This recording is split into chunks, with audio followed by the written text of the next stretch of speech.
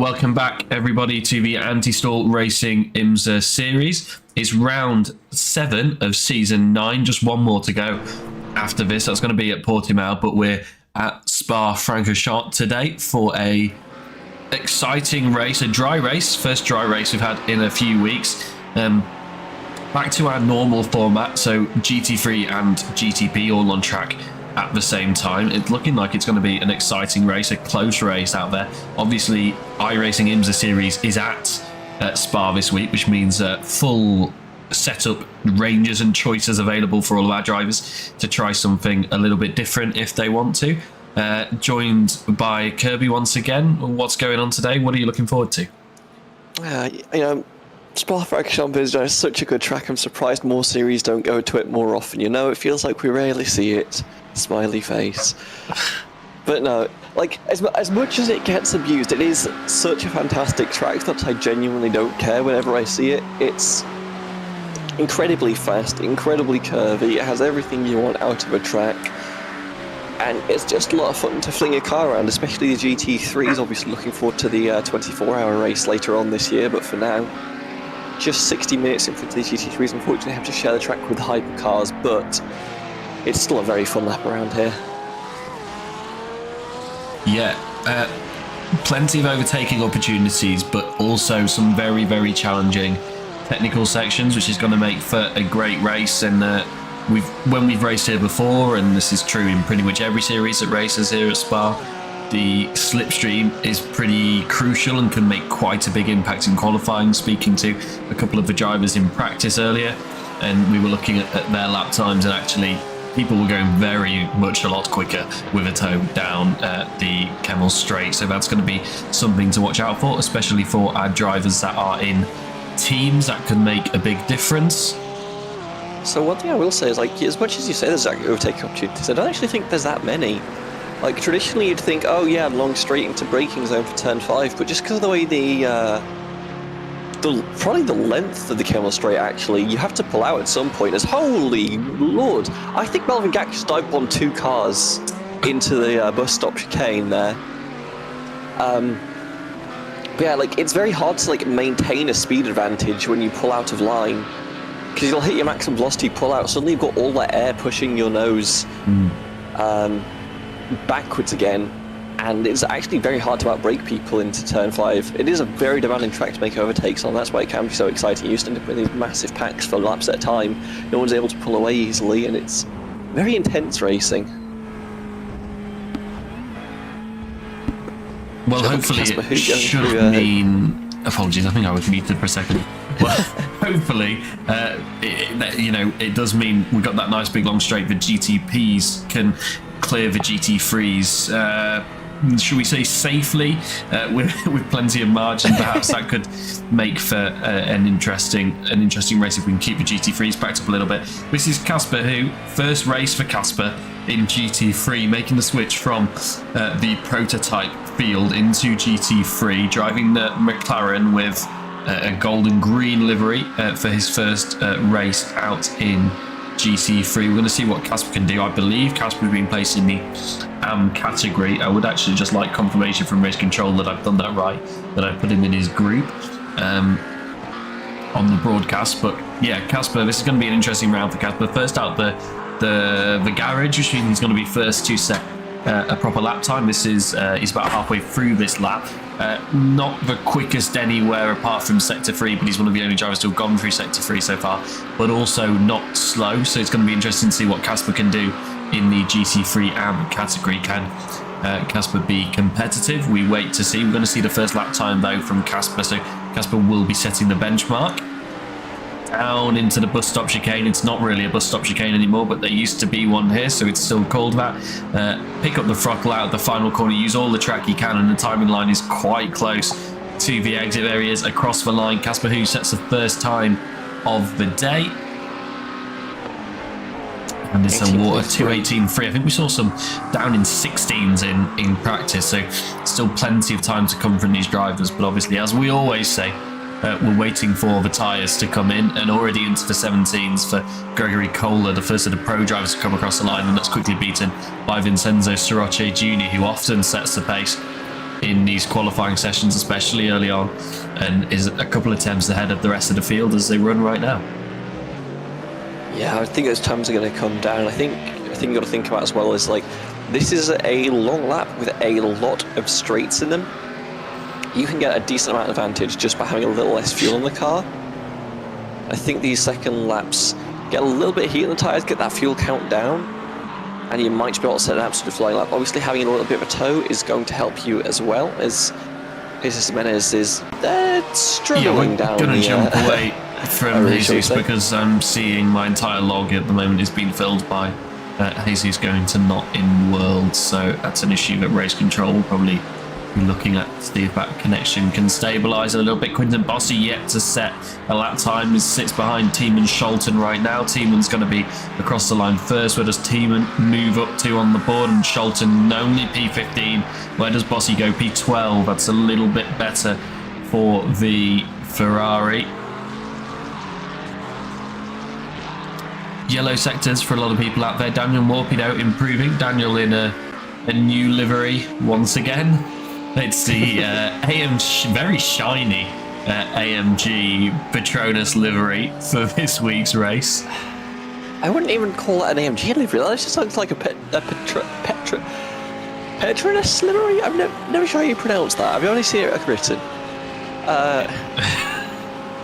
Yeah, I think anything goes, doesn't it? But yeah, very much a Petronas livery actually. AMG on the rear wing, but yeah, very much a Petronas livery. Oh, yeah, no, it is there.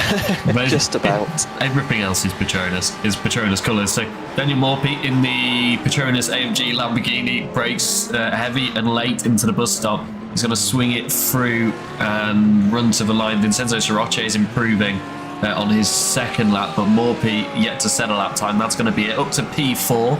Not bad for first lap time of the day for Morphy. Sirache though with a yellow to accompany those purples, but still improves into the 216s now at the front. Seen a few drivers come in. Looks like it's only going to be 2 lap stints, at least at the front of the field. Just you don't like these aren't the hypercar tyres. You can get them up to operating temperature fairly quickly, so you just get the fuel down as low as you can. You can probably get another good run going here, maybe 2 if you're quick on the draw. So just get these lap times in. It is a fairly long lap around here, obviously 2 minute 20s, just under. But you should be able to get around a decent time if you just come and get some tyres on, head out already. There we go, it's already 8 minutes in the session, so you can only get the 2 stints in. As Villarrejo Villa just goes back to the pits. And it's a nice little tow for that 07 Racing Acura. I'm not sure who that is. It's a car just ahead of Gregory Kohler on track. Matteo Lemire getting towards the end of a lap here as well, but it's an outlap for Matteo. And you said just then, Alice, that we've done about 2 laps. It's 2 push laps, and that seems to be what the tyres do. But it is worth saying as well, we're now nearly 9 minutes into this qualifying session. So it's, you know, it's getting pretty, just because the lap time is so long here, 2 minutes, let's call it 2 minutes 17 on a flyer for most of these guys. It's very, very difficult actually to get more than 2 laps in you know, if you want to split the session into 2 halves, which is what we often see, because the outlap is obviously quite a bit longer as well. You've got to drive out of the pit lane, you've got to get the tyres to temperature and everything. So it's going to be interesting when we get into hypercar, because I think lap times in hypercar were in qualifying trim about 2:01, 2:02. So obviously have the same amount of time, but it takes them a lot longer to get the tyres up to temperature. It's going to be really interesting to see what those guys do. While we're possibly doing the short runs on the GT3s, you're giving them a lot of time to just doing out laps, which means you get less flying laps. And that means you do need to be careful, because it is very easy to pick up an 1X around these parts. There's a lot of corners. You just want to fling you a little bit wider than you perhaps want to be. And of course, as soon as you go off track, that is 2 minutes 20 of your qualifying session into the bin directly, so you do need to be careful around here. You want to push the limit, but you can't push it too far. It's the classic conundrum. See off tracks there, and some of these will obviously have been on out laps, but that's why that's what you're talking about there. You know, a couple of people have been off track at least a couple of times. As I think Matteo just went off track there, potentially was a little bit deep, and the whole lap is just thrown away at that point. Like you're saying, it's an awful lot of time that you've wasted to do that. I think Daniel Morpy's had a bit of a moment. Let's see what happened to Daniel. Just at the top of the hill, and it's very easy to get loose through there. Lots of quick changes of direction, taking a lot of curve as well, and that Lamborghini is going to be going back to the garage. Can maybe find another paint while he's in there. We just talk about championship as well. Senna Botkoven leads in AM by 130 points to Jose Carlos Villarejo with a drop round of 310 points, with Carlos Villarejo only having a drop round of 238 points. A good lead for Botkoven in the championship, but two good races for Villarejo, with Botkoven struggling a little bit, could easily swing it, and very tight all the way down through the prize paying positions at the end of the season. In GT3 Pro, Vincent Ossoms leads Vincenzo Soroche by around 120 points, which again, not a massive lead, but Ossoms with a drop round left to use really, because Vincenzo Soroche already had a 0 points round. That was at the Red Bull Ring, so going to be tricky for him to close up, but currently quickest in practice by 3 temps. And Vincent Ossoms, not mentioned him so far this session, and that's because he's not on the timing tower, so not here today, so we'll be taking today as a drop round, so I can quickly shake up the championship standings, and worth keeping an eye on during the race. And as I said, it's also tight through the rest of the field as well, so watch out, because people will be starting to think a little bit more about the championship today. Gregory Kohler, purple in Sector 1, green in Sector 2, but yellow in Sector 3. It's going to be the Sector 4 that decides it for the Italian racing team driver. Gregory Kohler for final. Yeah, purple final sector, and closes up at the front, but it's not enough for pole position. But very, very tight now for those top 2 positions, for it. The field starts to spread out a little bit more. Vincenzo Soroche not improving at the moment though, which is or didn't improve, sorry, on the last lap, but it is on what will probably be the final flyer. It's about a minute to checkered flag now, isn't it? Yes, they had the 2-minute warning. It's minute 10 now till we get to that checkered. And this is really where the pressure's on, but obviously these drivers do have bankers set, so they can afford to push her, try and find as much of these track edges as they can. It is, as long as you've got 2 wheels on the curbs, it is in bounds around here, so you can definitely take a lot more than you think you can, but so keeping it in bounds, especially on that exit there, where you can't go in the gravel too much, so that will just give you off track for being in the pit. There's Juan Medeiros just slings it around. This is Soroche, isn't it? Yeah, this is Vincenzo Soroche, who yellow in Sector 1. There will be no threat from Gregory Kohler, who is in the pit lane now. So we need to be watching both Vincenzo Soroche, see if he can improve, and see if Jeffrey Ross, Daniel Morpy, if either of them can make a challenge. I think it's going to be difficult for anyone below that, so Sven Elmers and below, to make a challenge for pole, given that they're a few temps off it right now. Let's see what they can do though. And let's have a look at where the different manufacturers are placing, with Ford looking pretty strong, first and third at the moment. The Ferraris, as we've seen a couple of times this season, struggling towards the back. McLaren's throughout the field, and the sole BMW of Jan Medeiros down in P17, but looks like well, Vincenzo Soroche always at the top, as is Jeffrey Ross, but those Mustangs have been strong all season, and Soroche pumps in a purple Sector 3, so potentially is still a chance for Soroche to go quicker at the front. Jeffrey Ross can't improve. It's a 2:17.541, so no challenge from Jeffrey Ross as the checkered flag has fallen.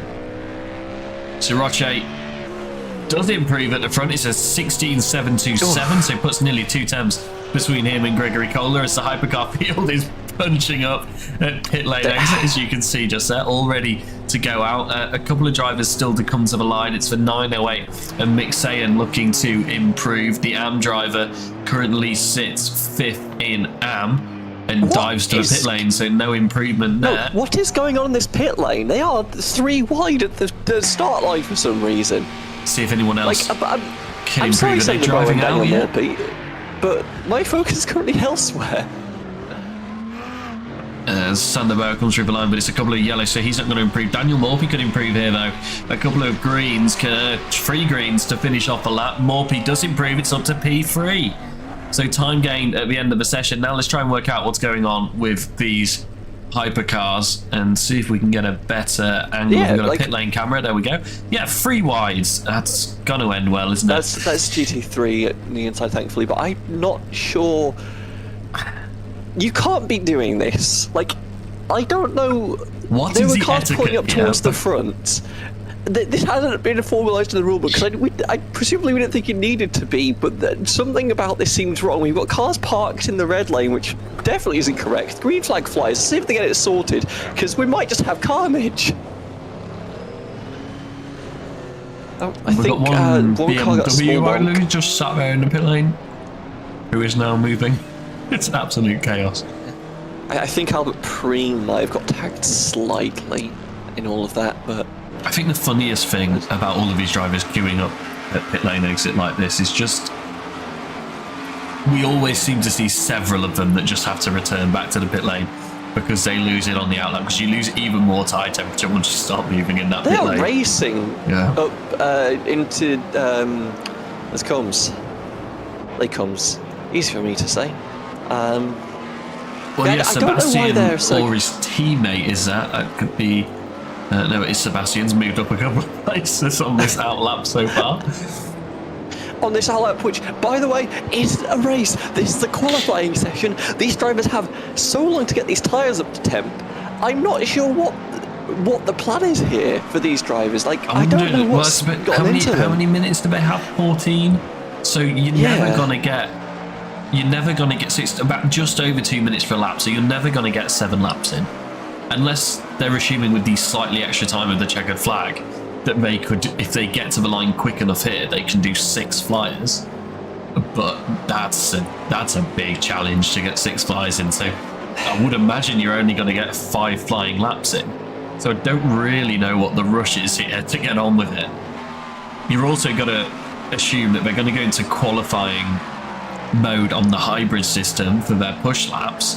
So you're going to have a couple of recharge laps in the middle. This all seems a little bit chaotic for no real reason right now. We'll see what the Especially drivers because have these cars get very aero sensitive, especially through Blanchimont. You don't want to like, be if you're behind packed anyone. up like this, no, like you want to be behind someone for the draft, sure, but I don't think you want to be in like an actual racing pack for a qualifying lap. That feels. Yeah, and I spoke with some of the Porsche drivers as well, and they were saying through Blanchimont, the car is already very sketchy through there. Like, it's difficult to go flat in the Porsche through there. Why would you want to be directly behind someone? Like, that just adds a whole extra challenge that you don't really need. Max Meyer leading the field in the Cadillac. Currently leads the championship by a fair margin, about 150 points nearly is the lead in the championship for Max Meyer, and leads the field, just being consistent and being consistent in qualifying as well. Carlos Ponce has gone purple in sector 1. That's the second car on the road. Wonder if he's maybe picking up a distant tow from Max Meyer.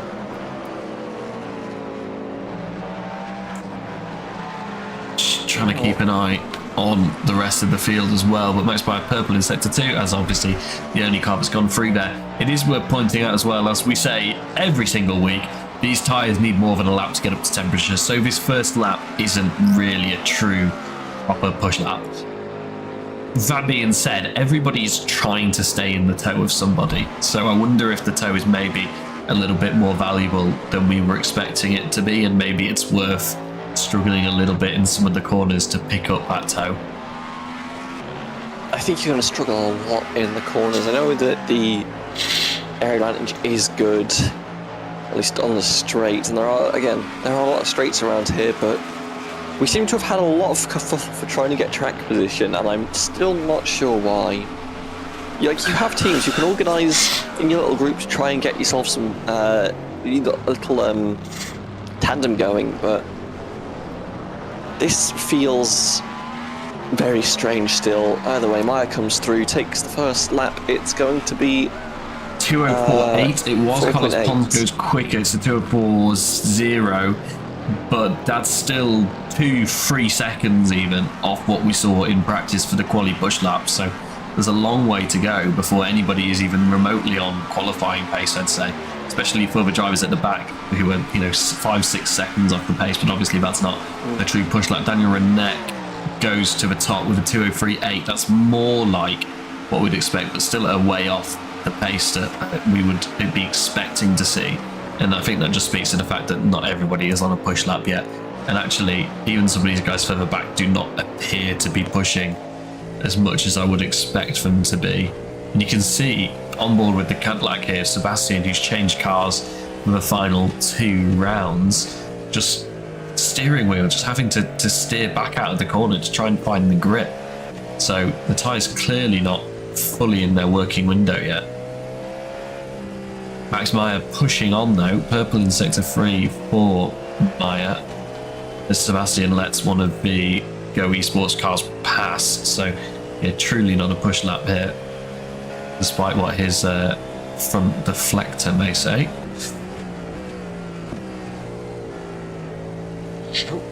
A small moment with Daniel Renek as he came close to coming into contact as he rejoined the track. Everyone managed to get over there okay. So we stay with Van der Rohe as this is the section I'm interested in. Okay, you've got a little bit of the toe there from. Try and see if I can pick out Varley, perhaps? By the way, you're coming up, and here's Blanchimont. You have the speeds. You're in a Cadillac, so you've maybe got a bit more grip than the Porsches might have, but still looks fairly sensible through there. This is on board with Jean-Paul Seaman, who was a little bit closer to the car ahead, but he's lifted off, clearly getting ready for a proper push lap. Just trying to find somebody who is behind somebody, and it's proving difficult. And we've got a couple of drivers showing slow in sector 1. And that was Carlos Pons. So what happened here? Carlos Pons pulling over after Carlos Pons in the pits. 2 push laps. Well, 2 warm-up laps, really, looking at the pace. So that's not what Carlos needed to do. Gutierrez sets a 2:3.85, and Eloy Caballero and Brody Maynard a little bit closer behind them. And Maynard goes to the pits as well after that second lap. So was that really the push lap for some of these drivers who were on 2 stints? Because those tyres did not seem at all ready for that to be the push lap. Oh, look how loose the Porsches of Leon Manello. Sorry, but Leon getting super loose through Blanchimont, and that just shows you how loose these cars can get. And you would not want to be in that Porsche in the dirty air as somebody going through there. Leon, who set the purple sector 1, is going to come to the line, currently P3 in the standings in AM. Comes across the line, and that lap must have been invalidated. In fact, it was, and it wasn't going to be quick enough anyway. I think there was a slow sector in sector 3, so going to push on and set another one. But surprised to see that many drivers only doing, an out lap, a warm up, and 1 push, because the tyres are never going to be in perfect condition after that. And I know it's difficult because it's a 2-minute lap time around here, but that's really not what I expected to see. Only 3 of them have come in: Caballero, Maynard, and Ponce. So I don't know what the strategy is, but yeah, I have to agree with you. You're going to struggle to get those lap times down, especially on these cold tyres now. Because everyone else has fully heated tyres. Okay, the last laps might not be at full speed, but certainly about now when you've got tyre temp, but not too much wear.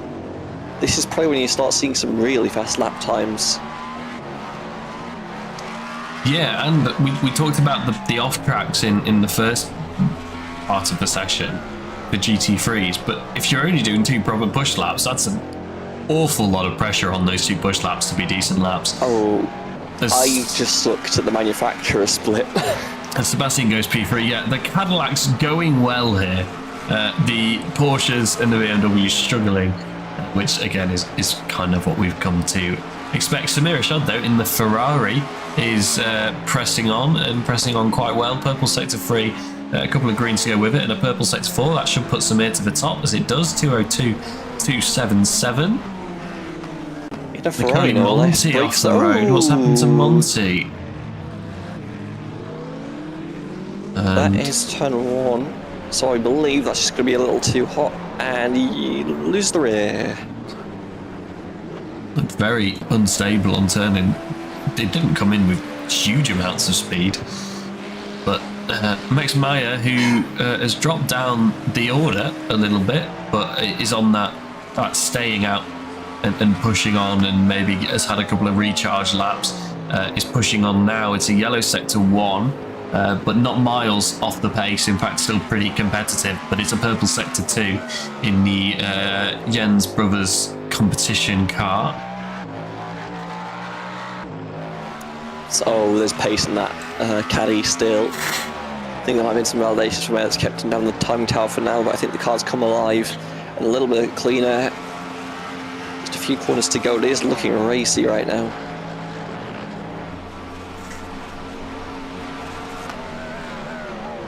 How light on the brakes can you get here? It's looking very convincing. Takes a healthy dose of curb as well. All the way to the outside. Potential to run off a little more. He wants to take it, choose to keep it tight, and runs the line. And that is a P1 with change to spare. 2 minutes 2.061. 2/10 faster than Rashad in that Ferrari.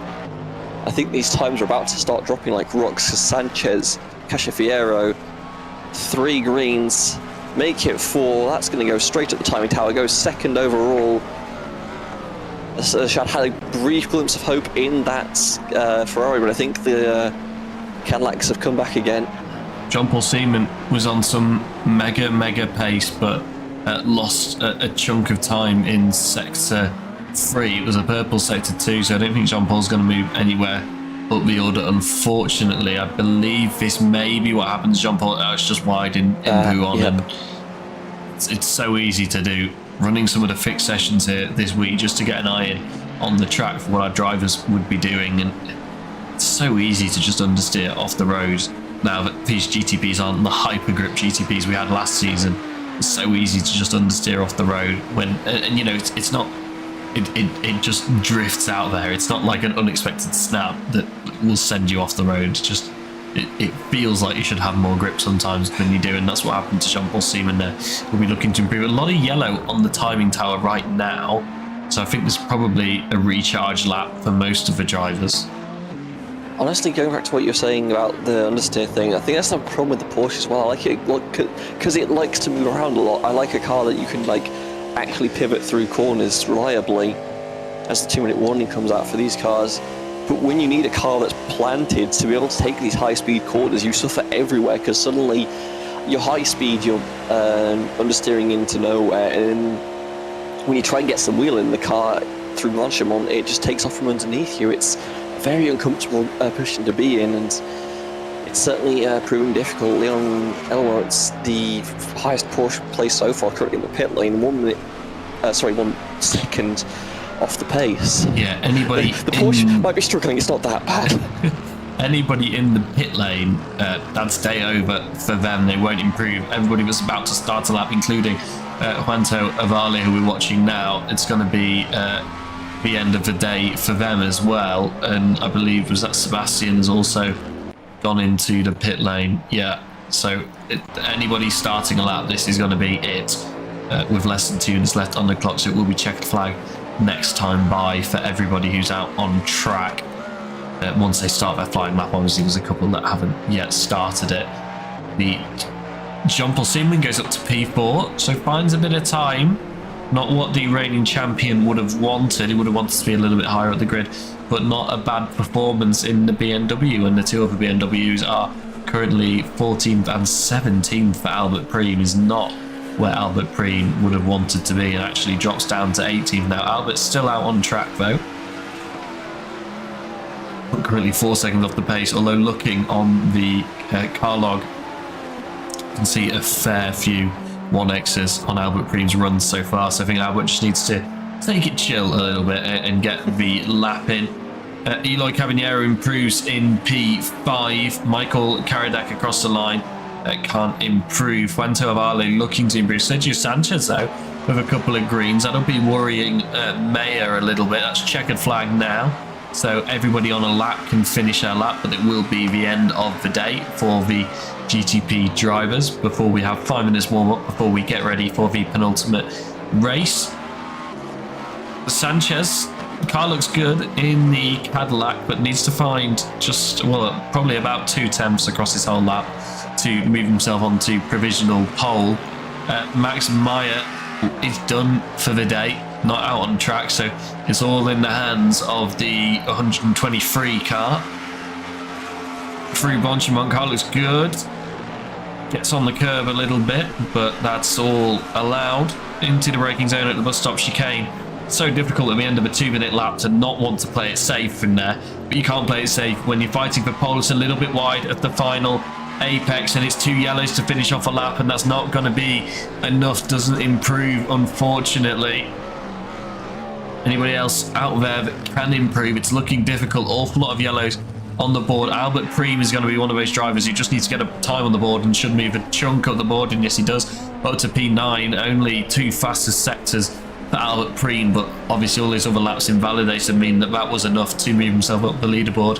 A couple of drivers still to come. Nicoli Monti moves up the board. Ben Gronevel will be looking to move off of last pace on the grid. Pete Preens is done, P17. Can Ben Gronevel demote Peter Preens to P18? Cross the line for Ben, improves but doesn't move up the order. The 38 to come to the line of Eloy Caballero doesn't improve. Does improve, sorry, Eloy Caballero. Ooh.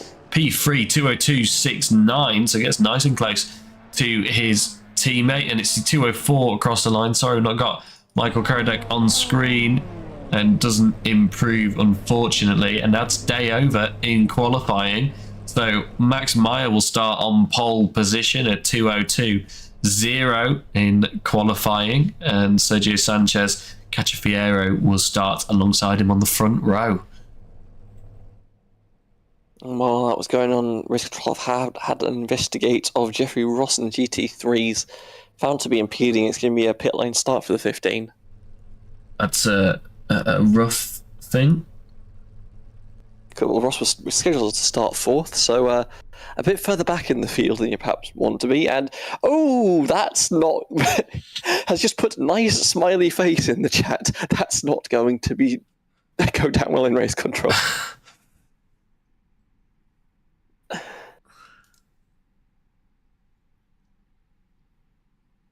Waiting for the session to finally collapse as we just wait here in... Just wait for it to tick out. It's probably because there's a couple of drivers sat in pit lane still in their cars. So it ticks on to the end. And there we go. All done. So for anybody that is waiting for news about next season, I can confirm we will be back for IMSA next season, but we're just waiting for a couple of admin side things to be finished up regarding next season. As usual, Amy is working on another wonderful trailer that we should be debuting next week to our drivers in the briefing, and we'll debut on stream next week. But keep an eye on the Antistall Racing website, the new website, antistall.racing, and you can keep an eye out on the championship standings this season, and be ready to purchase your seat for next season. Let's take a look at the results in the... Well, let's take a look at what will be the grid rather than the points results. So GTP, Max Meyer will start on pole position alongside Sergio Sanchez Cachafiero. Caballero and Ashad occupy the second row, followed by Simon Gutierrez, Sebastian van der Hubel, Avale and Preem. And Renette make up your top 10. Ruben Stegemann and Brody Maynard make up the 6th row of the grid. Carlos Pons, Nicoli Monti, Leon Elowat, Mikhail Karadek, Pete Preens and Ben Gronevel make up the final bits of the grid. So 18 GTPs on today's grid. Nice, healthy grid. And then let's take a look at the GT3 results, and I'll hand over to Alice to run us through this one.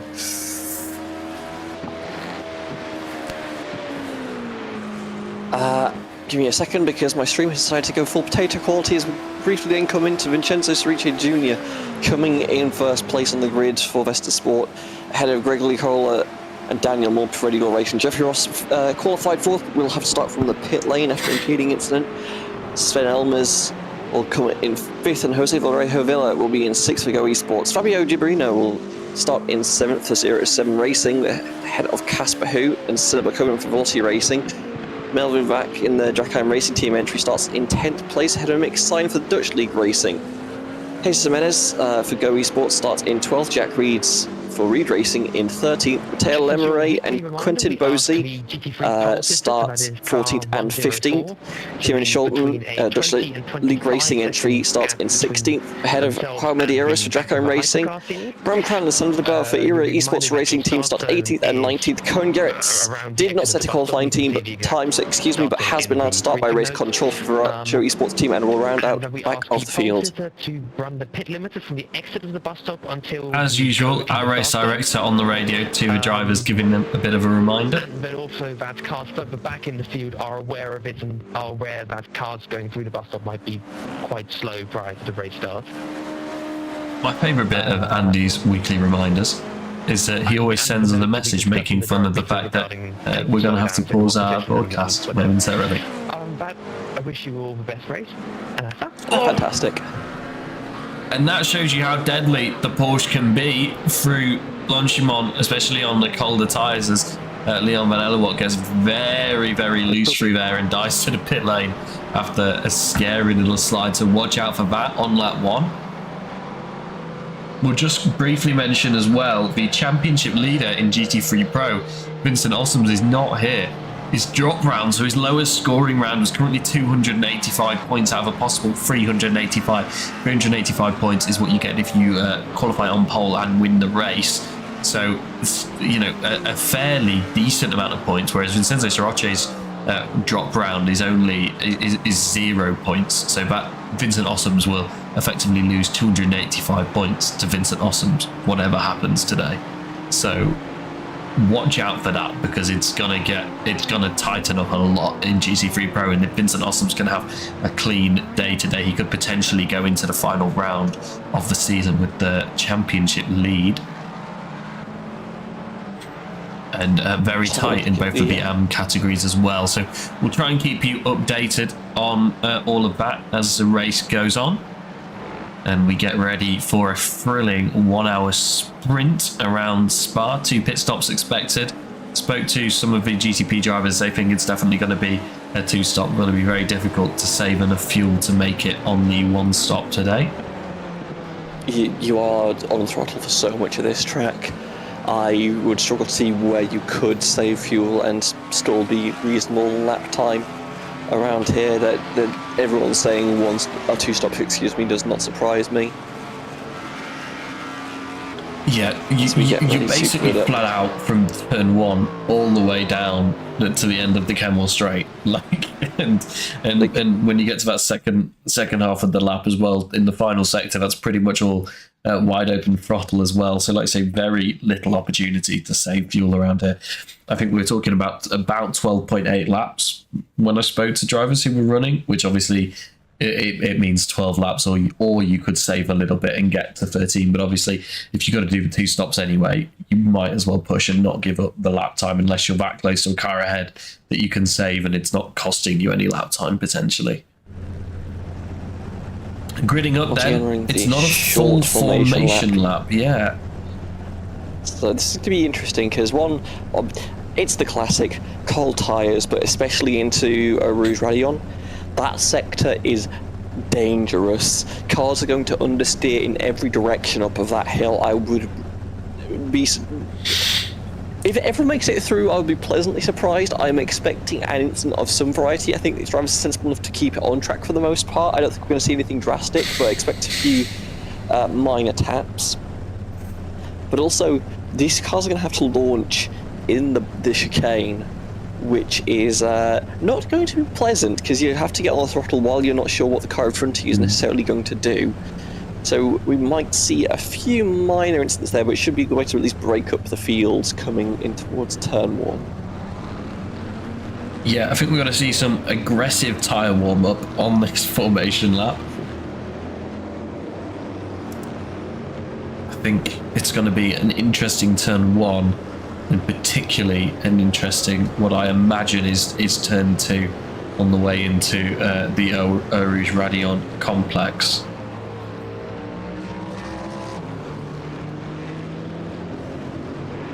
Scenes moments before disaster, it does feel like. It always does with this new tyre model. I appreciate what it does for race strategy and overall, but it does make starts a little chaotic.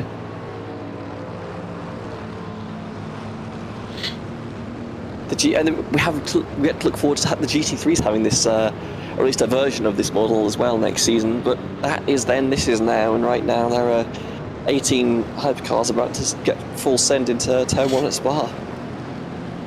Yeah, like you say, that new tyre model coming for next season, which is going to make these races even more interesting. Maximilian Meyer gets ready to start the race from pole position, which will give him the inside line into Turn 1. Alongside him, Sergio Sanchez, Cacciafieri, Samir Rashad able to break into the top 4, which I believe may actually be the top 3 on the grid. No, it's not, sorry, it is 4th place for Samir Rashad in that Ferrari.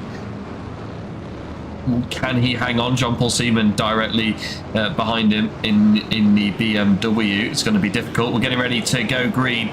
Maximilian Meyer will lead the field to green. He's gone in the start zone there, and that's a popping out there from Jean-Paul Seaman in the BMW. We're going to be 3 wide. A few cars back here into Turn 1, and we all make it through nicely. We've got a problem behind, and we've got a problem up front as well. Oh, we've got smoke in the background. Oh, and off the road, Daniel Renette. He needs to be careful because the GT3s are about to get launched as well. See, Vincent Sorrento is very far back, I will say. Eloy Cabinieri, he's under attack into the braking zone at the end of the Kemmel Straight. Jean-Paul Seaman's going to try and go down the inside in the BMW that's made a mega start. It's up to P2 for Jean-Paul Seaman. We're getting ready to go green in GT3. We're all bunched up on the exit of the bus stop chicane, and Vincenzo Soroche goes from the pole. He's cleared a nice little gap to the cars behind. We're wrecking on the straight behind. That's Carlos Bilharrejo, the championship runner-up, and we've caught more cars. I am disgusted, quite frankly, that we have been doing these starts for how many races now? A long time. How are you wrecking into a straight line? Turn 1, I'm not happy about it, but I can understand. It's a straight line! What are we doing? GTP and Brody Maynard, I believe, has been caught up in the chaos. The championship leader has no front nose on the Cadillac. I tell you what, you can drive that Cadillac with no front nose. I've done it before, but he'll probably be coming into the pit lane as soon as he can on a viable pit strategy to change the front nose on that car. Oh, Mick Stein, Coney Garrett's getting into each other. No, just a little bit of argy-bargy, nothing serious. The GT3 field. Sorry, Albert Preen trying to make up some room here. Tiemann Scholten getting ready to attack Matteo Lemre, who's managed to move up on the start. We'll take a look at what happened at the start once it all calms down a little bit.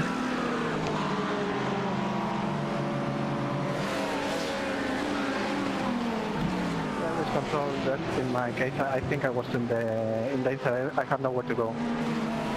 Gutierrez just trying to argue case during the race is a bold move. Race control won't want too much chatter going on the line, but trying to get his side of the incident across to race control felt like he didn't have any room.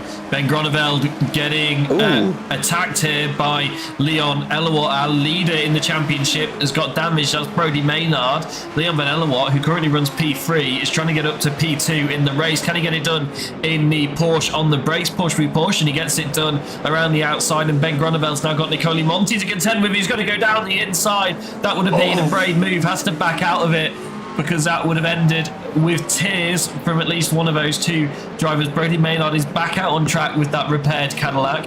but he's probably going to have to make an extra pit stop in this race, so we'll be on full attack right now, because 25 seconds is a big margin to make up in the race, as Nicole Monti is still looking for a way past Ben Groneveld.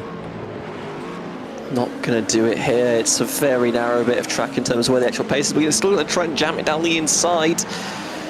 Does get alongside, but now you're on the outside, and the flick to the right does manage to clear the car.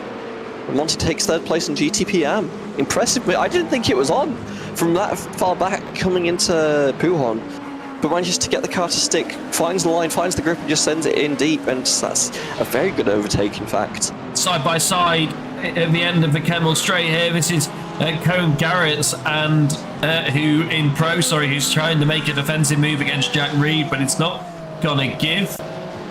Just trying to work out what happened to Jeffrey Ross, but I think Jeffrey got caught up in that chaos, and we've got, that's Bram Karan, is it? Sander Bauer, sorry. No, that's... Off in the wall. Yes, it is, and is stopped at the next corner. Let's try and take a look now at what happened on lap 1. So much happened in various categories. And that's no good to us. Here we go. Juan Tuavale, let's watch. Was one of the first drivers to get caught up into it. You can see Albert Preem there making gains early on. Oh, and just turned in on the shiny silver Cadillac there, and then there was just more chaos behind. What happens there? Let's take a look. Leon flagged as caught up in this incident. Down into turn 1 a little bit further back, but he's probably going to try and make up some ground on the brakes into turn 1. They're free wide. We've got 2 lanes of free wide here. And, I mean, again, Leon pretty tight to the curb there. And what happens further up? That was with Brody Maynard. So apologies, it's going to look a little bit crude, but let's just jump back to it again and then try and change drivers to Brody. That's Carlos Ponce in the neon blue black here we go. car, Let's take Daniel Renette. But Daniel Renette is the driver who went off, so already went off in turn 1. And then what happened to Brody? Did Brody get loose there? That's really weird. I think Brody must have got a hand. So it's Brody who was alongside him that looked to have contact with him. I'm not sure what. That's not really weird. The ASR livery. I'm not sure. Either way, whoever it is, they just turn left. I don't know what's going on. See what race control thing. That's the chaos that happened in GTP. Yeah, trying to find the GT3 start now here, which I believe must be this one. And I don't know why we keep getting scenic cam. No, this is further up the field. So what happened in GT3? Still in hypercar. This is Jeffrey Ross. This is Jeffrey Ross, and they're already crashing down the road. And Jeffrey Ross is a lap down despite doing starting in the pit lane. So is Jeffrey Ross gonna? Oh no! What happened to Jeffrey? He stopped at the pit exit. Oh no! Jeffrey, I think his 40 was waiting for everyone, I think, and not trying to get in trouble here. But then, the pit lane start is you should let cars pass. Oh, we got a crabbing car further down the road. Whatever the hell their start was. I'm not at all sure what actually happened there, because try to find a view of it. Cone Garrett's is that a GT3 driver? Here we go. That's Cone in the background there, and the crash was further up the grid than this. We've already got someone in the wall, and I'm not sure how that's happened. And he just pulls into the field. Oh, okay. I'm going to not look for a few seconds, because if I look, I'm going to cry. Right, we're getting nearer to where we need to be. Let's take a look. Sven Elmers was one of the cars caught up in this. So Sven Elmers, the black Acura on the left-hand side of your screen, and the McLaren just comes across on Sven like he wasn't there. And then doesn't hold the brakes, and there's nothing for Sven to do.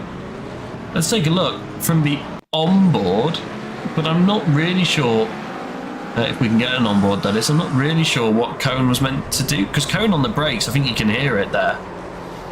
And the Gary Sports McLaren just not holding the brakes at all, and causing a whole load of more drivers to get caught up in that did not need to be caught up in that.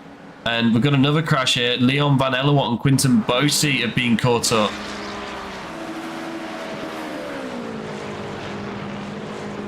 Or have they? This is a very far back move.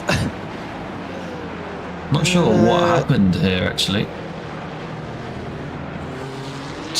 This should just be an easy There's overtake. now just damage on the front of Leon's car, so I'm not sure if that was just a bit of netcode potentially, because look, the front left bumper is now damaged on that Porsche. I think there's a little bit of netcode. 10-second time penalty given to Sebastian van der Heuvel for that first lap incident. I don't know why we keep jumping to scenic cams when we go back live. Max Meyer is under attack at the front. Look how close Jean-Paul Seaman is to making a move. In fact, they were side by side the previous lap. This is the previous lap just gone, and Jean-Paul actually ahead at one point in the corner there, and unable to make it stick around the outside, had to lift off of it, otherwise would have been too far off track. But we're going to have a tight battle up front, it looks like. And they are about to hit a couple of GT3s. The field is thinned out a little bit, but they are there, and they are just a few corners up the road now. While we were looking at replays as well, Leon Van Elwart took the lead of the race. Trying to work out who he took that from. I think it would have been Holy Monty. So this was the move for the lead of the race. No, sorry, this can't be the move for the lead of the race. There's Monty trying to get by here. I think these two were battling for a few laps, but Leon Van Elwart leads the race in GTP. Oh dear. And like you say, we're starting to catch that traffic. We've got a blinking McLaren in the middle of the road here. That's a driver who's been blinking all day and ahead now. Jean-Paul Seaman gets it done, using the traffic to his advantage, gets ahead on the brakes. I think Max Meyer will be on the radio to race control, asking what is going on. Why have we got a blinking car? Oh, there's a spin into off the racing line, and we've still got a blinking car all over the road. Yeah, sorry mate, but you're on the outside with 3 wide. If you're going to squeeze, you're going to get shoved off. Sorry, mate. Teeman Scholten, who's got caught up in the incident here. What happened? Yeah, this was directly in front of the leads, and I'll be coming through the bus stop as this happens. I think the McLaren is going to end up in the wall here. They do actually get this sorted somehow. But points him back in the right direction. Yeah, I think Teeman Scholten maybe not realising that they were 3 wide there. Oh, and it's mega close. Alvaro Gutierrez under attack. Sebastian van der Heuvel holds P6, and look at these 4 cars bunched up nice and tight. Remember, Sebastian now carrying that 10-second time penalty as someone's been off in the gravel ahead of these guys. It's an easy thing to do. You carry a bit too much speed through that corner, and especially now you've got GT3s in the mix. It's going to be cars left, right, and centre. You need to stay very alert here, because this is where mistakes can happen, and it can go very badly wrong. Albert Preem, who struggled in qualifying, looking to move up the order in the race, is doing so far. He's passed all of the AM cars up to P8 and is hounding the back of Ruben Stegemann in the Cadillac now. Remember, his teammate in the BMW leads the race, likely running the same setup, so there is pace in this car, and Albert Preem is trying to find it. The race leaders extended that lead to about 8/10 now. It's another incident under investigation. I believe that was a 3 wide we saw a moment ago as Albert Preem has a little look as Ruben Stegemann is shuffled to the outside of the DLR McLaren. Off roads. 2 GT3s off the road ahead.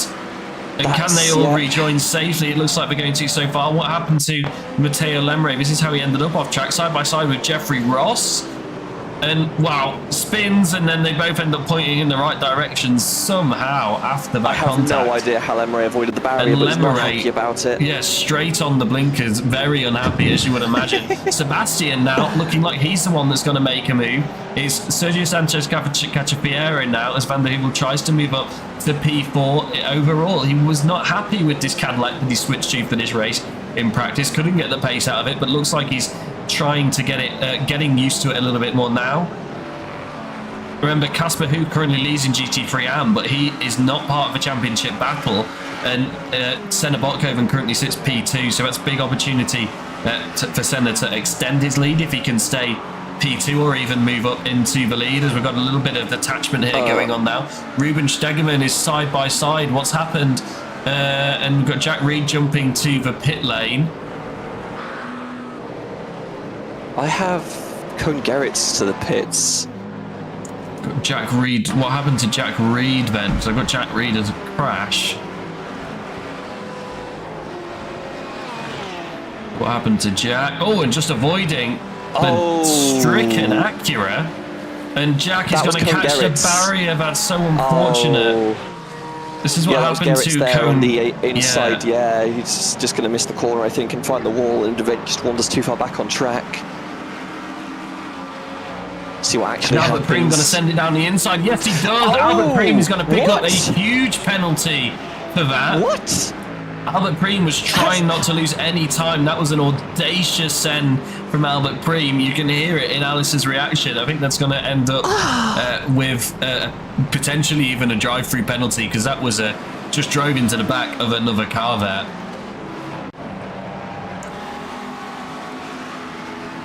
Trying to work out why Leon went into the pit lane. Was this just a standard pit stop for Leon? It looks like it might have been.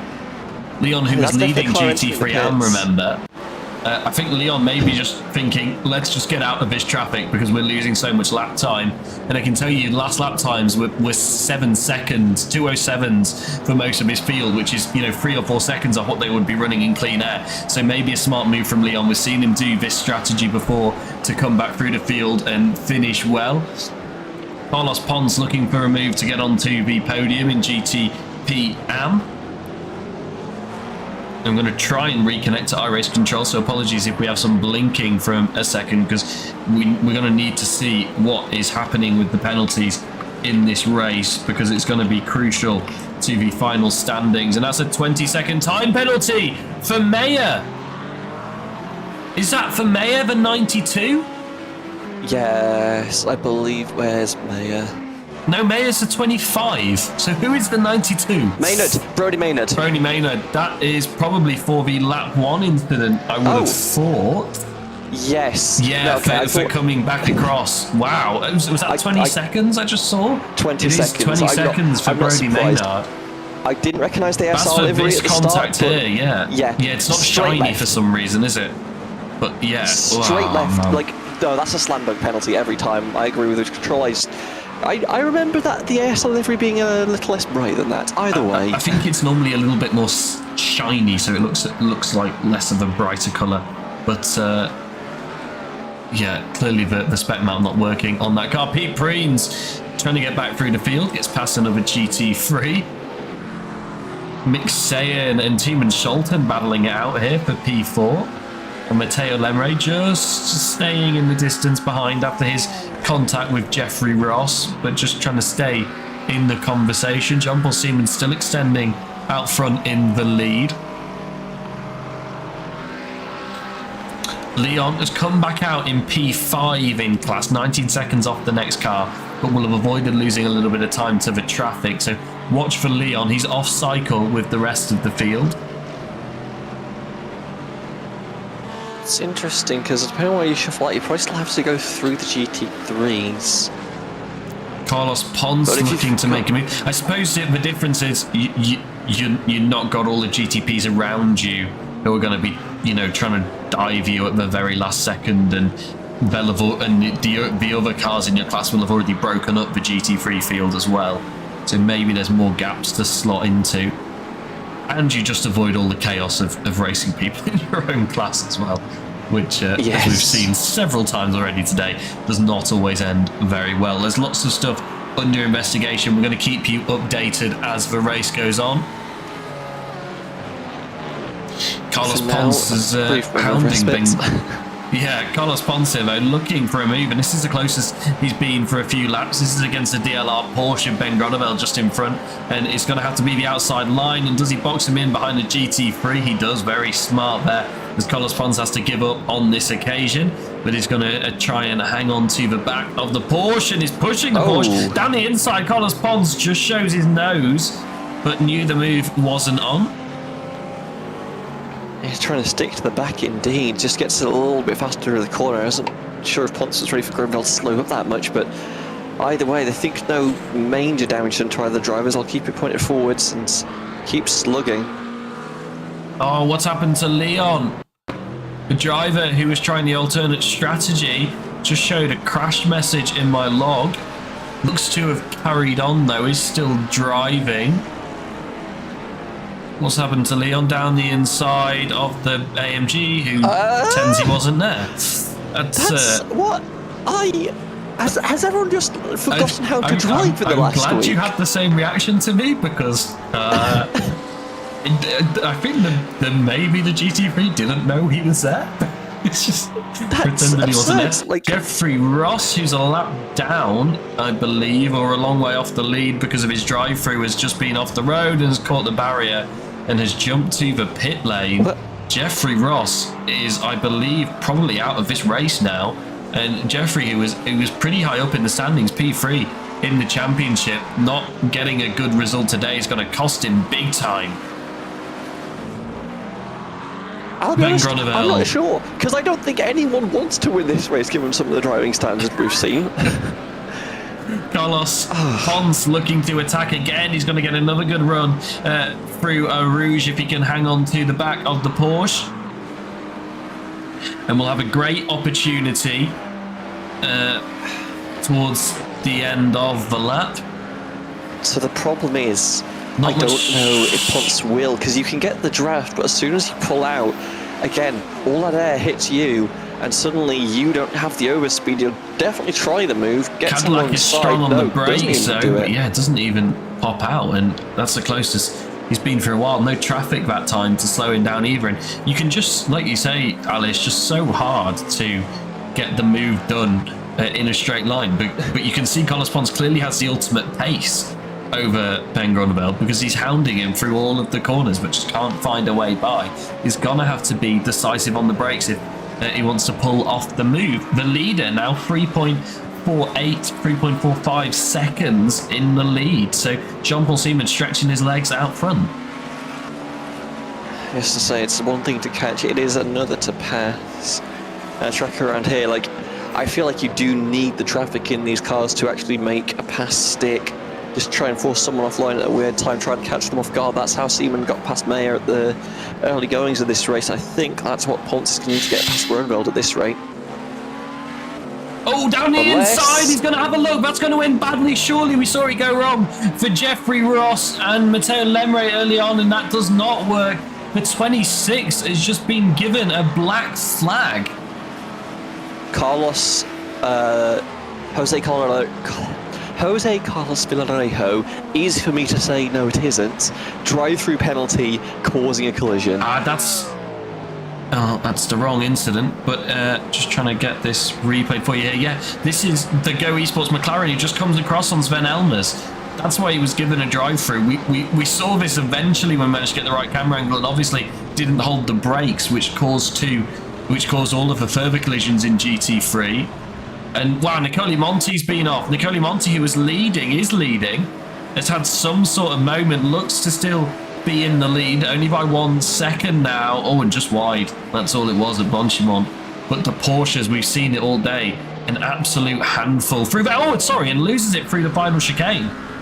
Apologies, we cut that short then. That's what lost him all the time. So Nicole Monti, this car already loose through here. Look, that's going to heat up the tyres a little bit more, just using more track than he wants to. Jose Carlos Villarejo has served that drive-through penalty and just loses it in the final corner. Nicole Monti keeps the lead on the road, but only about a second ahead of Michael Caradoc now. You can see approaching in the distance. That's going to put a smile on the face of Leon Van Elewot, who is doing that alternate strategy. Carlos Pons, while we've been watching this, has passed Ben Grunewald. Is going to be at the end of the Kemmel Straight. Oh, much closer that time. Yeah, gets alongside earlier on, which I think is the key thing. You need to be alongside, and then you can make the move on the brakes. If you're not even partly alongside, it's you know, like you said, it's too difficult to get it done. We've got a couple of drivers electing to pit now as well. Just a few GT3 takers, I think. No one really sticking it in their cars yet. Again, it's the old 22-25 minutes fuel tank target for most of these drivers. You want to take as much of that time as you can to try and short stop the end stint. And tyres maybe for some of these drivers as Alvaro Gutierrez, I believe that is. Under investigation for lap 1. This is the incident. No, it's not. This is a different incident. This is the incident, then I believe.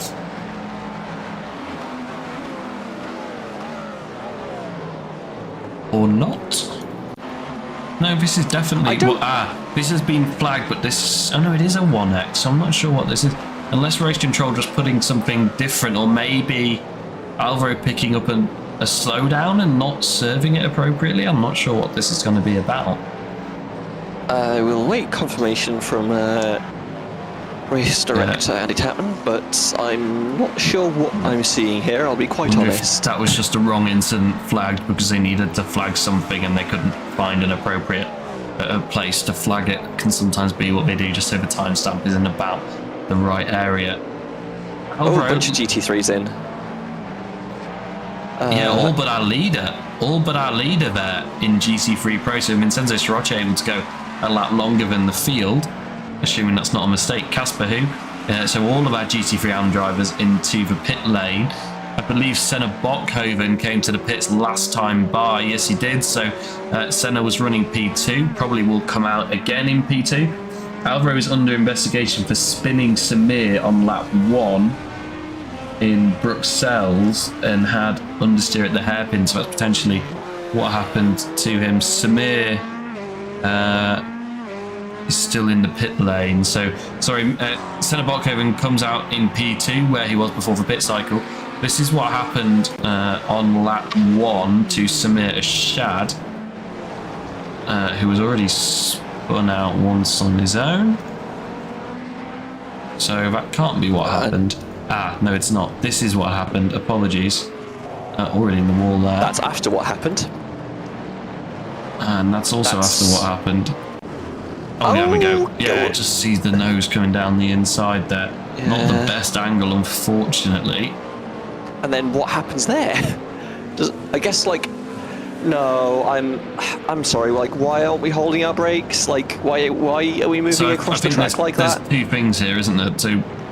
What is that? Yeah. What? So, Samir Rashad, the driver who spun Samir, will pick up a penalty.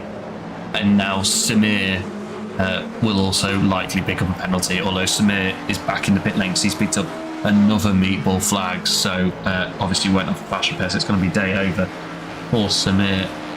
Leon leads the race. Brody now just 1.3 seconds behind Leon. Brody obviously having to pit on lap 1. So, and Leon on that off-cycle pit stint, remember. So, and I believe Daniel Renek is also off-cycle to Nicoli Monti, who is your race leader on the normal, the strategy 1, shall we call it.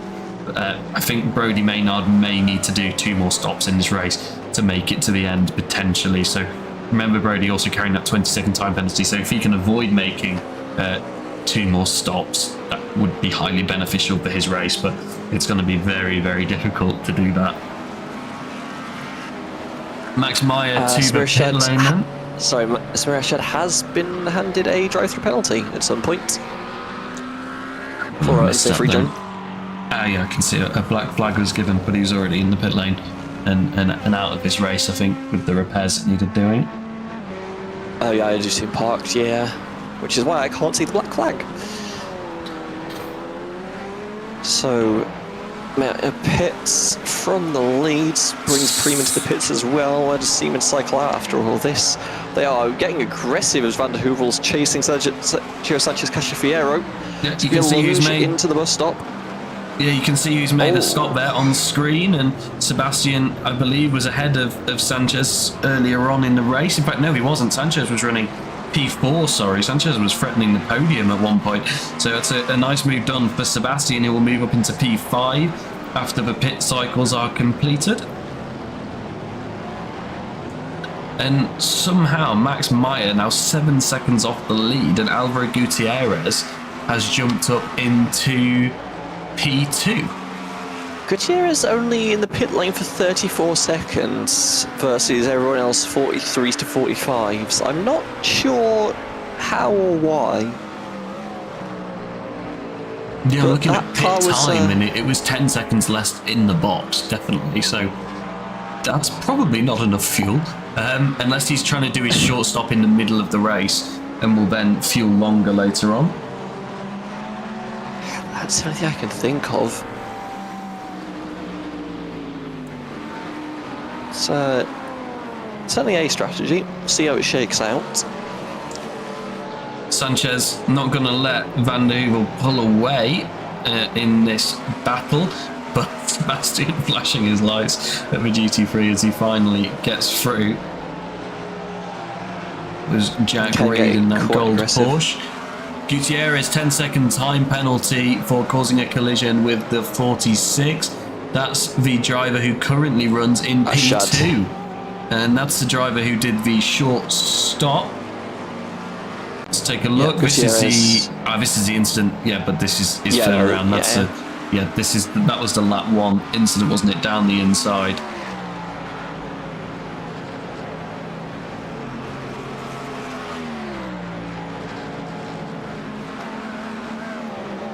And That's just you're blinking like a madman. Sebastian, telling Jesus that he's blinking. We've seen that all day. I'm surprised Race Control haven't been looking at this, because it's getting to be quite dangerous now.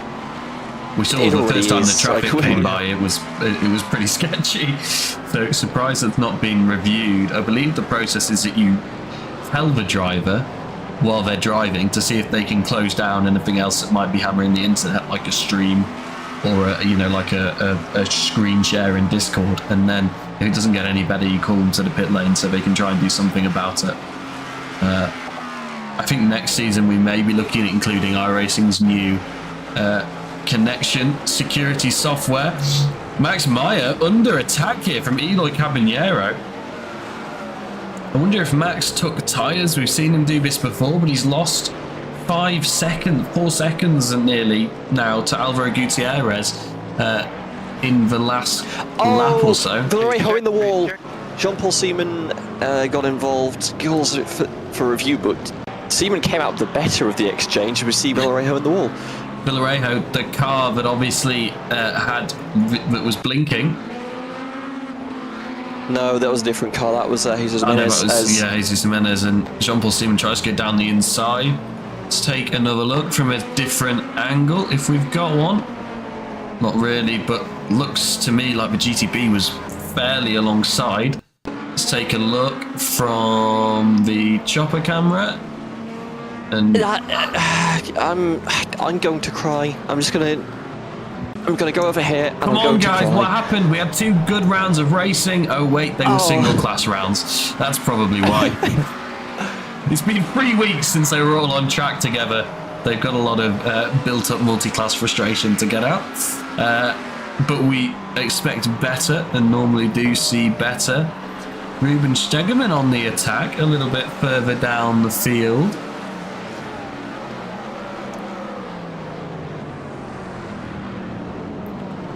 Let's take a look at some moves. This is Alvaro Gutierrez getting Max Meyer for P2 on the road. This was on pit exit, I believe. Yeah, Max Meyer's just trying to get the throttle down on pit exit and can't get it done. Jan Medeiros getting past Quinton Bossi, teammate on teammate. And Jan Medeiros and Quinton Bossi lets off the throttle there just to let his teammate through as he dives to pit lane. Yeah, that'd be wise. Let them through and make sure you have that inside and just shoot off into the pits. Spa is a track where you need to be prepared for your pit entry because it's such a tight angle already to get into that pit lane. And if you're not on the inside, you've got absolutely no hope of making it into pit lane. Yeah, I hope of making it into wall perhaps, but I don't think that's where you want to be. Is he going to have a look here? Sorry, Senna Botkoven trying to get out the way as best as possible, but too far back. But Sebastian struggling to pull away from the Go Esports car. Race incident for Reed and another driver on the on lap 5. Yeah, but that's a long time ago now. Lap 16.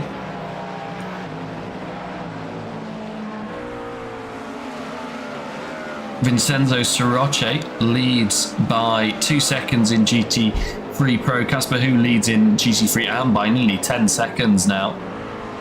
Leon Van Ellewaert is 9 seconds ahead of Daniel Renek and another 7 seconds ahead of Nicoli Monti, who is the leader on the primary strategy. Just trying to work out, see if we can have a look at pit laps.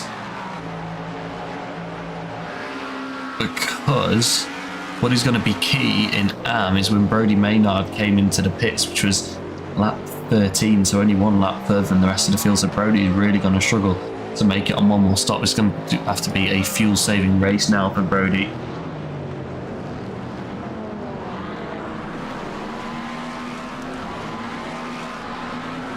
Van der Poel under a little bit of pressure there as we go further up the field. See Daniel Morphy trying to get the move done on Greg Kohler. Looking for a way around as we get the beautiful low resolution helmet there. Rather unfortunate. Not the best angle for following along, that's more like it. Daniel Morphy has to lift off in the Petronas AMG Huracan GT3. So much dirt being kicked up by the cars in front as well. You can see they're trying to abuse the entire track limit. You can take a tyre off the edge, but if you take off the track, that's when the 1X comes in. But obviously you do want to keep it on track usually, just because gravel doesn't tend to be as grippy as tarmac.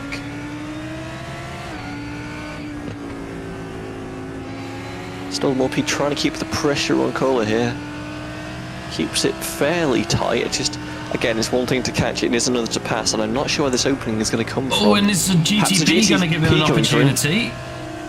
Ooh, can't get his nose alongside.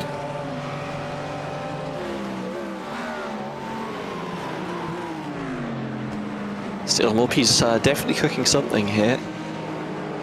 Has a lot of pace in the car, even if it is an abomination of artwork as it normally is. That's a question of how do you make the move, unfortunately. And it's not going to be on this half of the track, because going too wide through Blanchimont is a recipe for disaster. Max Meyer tries to come through on the recovery drive. It's picked up the pace a little bit now, so I wonder if it was fresh tyres for Max. We've seen him do that before, but that would be bold. Could pay off late in the race, though, as well as the drivers get on the worn tyres.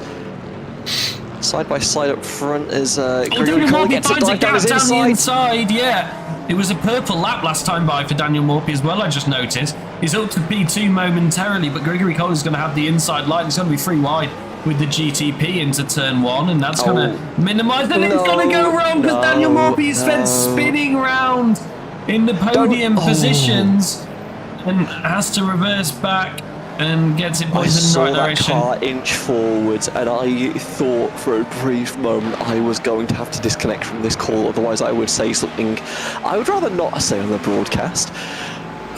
But yeah, no, does a good job of backing out of it, but that's just 3 wide into a turn 1, and no one really wants to back out at that point as Cascifiero goes around the outside, potentially? Yeah, around the outside of Sebastian, the mega move to make that work. Has had the pace, and Sebastian just got ahead in the pit cycle, I believe. Let's take another look at what happened with Daniel Morphy and Gregory Kohler. So the GTP opening up the gap on the inside, which allowed Daniel to slot through and actually get ahead, but then a better run out of the exit for Gregory Kohler. And then the GTP, not sure who that is, but gets down the inside, and that just means they're free wide, and was always going to go wrong, wasn't it? Free wide into turn 1. And just that little dive forward, and my heart sank. And Sebastian under threat now from his teammate. So Sebastian struggling in the second phase of the race. That incident is now under investigation, confirmed by race control at the top of your screens.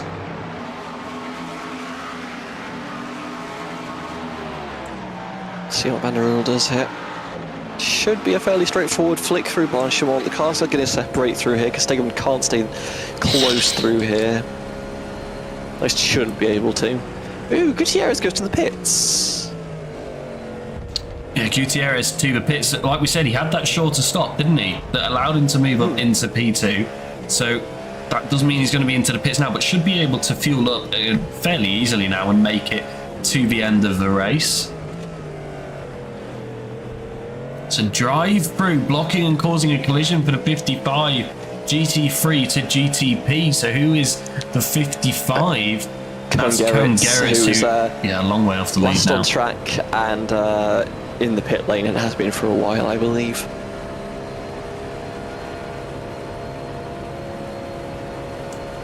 The problem here for Ruben is he's trying to pass his teammate, who is, I would imagine, running the same setup and therefore the same wing level.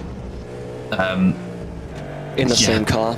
Makes it very difficult to get a move done on the straight, no matter what the pace difference is. Alvaro Gutierrez has passed Nicole Monti, which I'm not sure of how that's happened, because he was in the pit lane.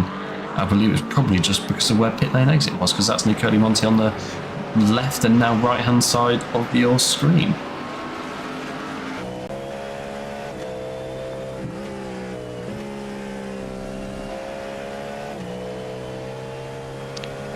This is, I mean, to be fair for Stegman, he's getting a draft. I think he might be slightly slower overall, but is able to keep pace on the flatter section of the track just by nature of having a decent toe. And honestly, that's pretty good setup for these drivers, and they're just able to keep each other in check and drag themselves forwards, and presumably can get a good haul of points tonight as a team.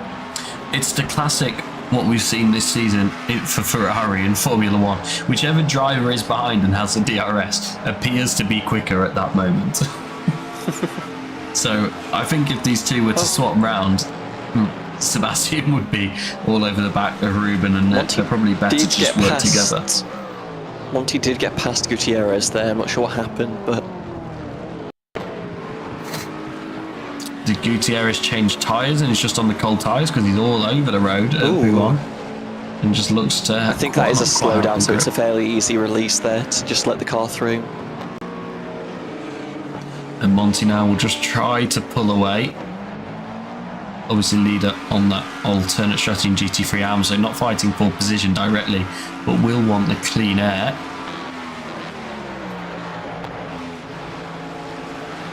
Daniel Renek finally into the pit lane. Leon Van Ellerwatt pitted about a lap ago now. So that's final stops for Leon and Daniel, with another stop still expected for Monty, Karadak, Pons, Ronek, Groneveld in GTP AM, and most of our GTP Pro fields still set to pit. Seaman and Villarejo lap 12 incident was declared a racing incident. That's the one where Seaman was down the inside at this corner here. Villarejo straight on the radio. Tried to get on the radio, nothing came through. Yeah, I probably think for the best. Probably would not have been very happy with that, with that decision, and the iRacing gods taking it into their own hands to not let him speak on the radio. Probably a smart decision.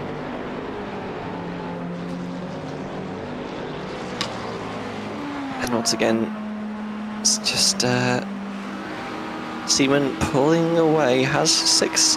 That's the lead come down slightly, I think, but nothing to be concerned about at this point in time. Maybe the tyres will actually come in for Mayer overall, as once Siemens goes away, if Mayer did get some fresh, presumably front tyres on, might be quite nice, as Villarejo has decided to disconnect after all of that.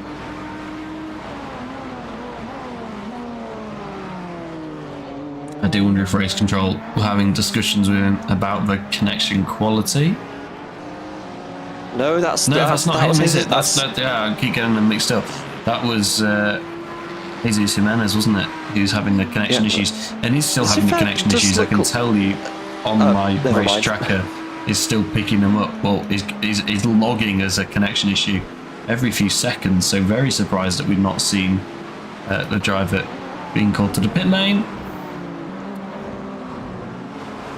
But race control probably busy looking at trying to catch up on any incidents that we've had.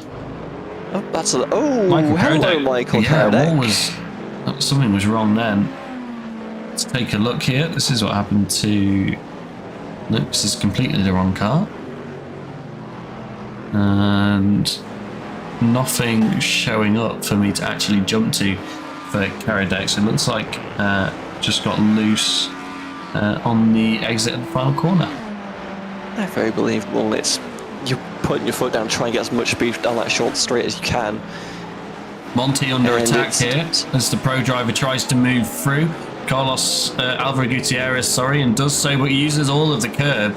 And Monty is going to be thinking, what is this guy doing? He's running, 9th in class. I'm the leader, and he's all over the road. But now Alvaro Gutierrez is through and can try and move up the road a little bit.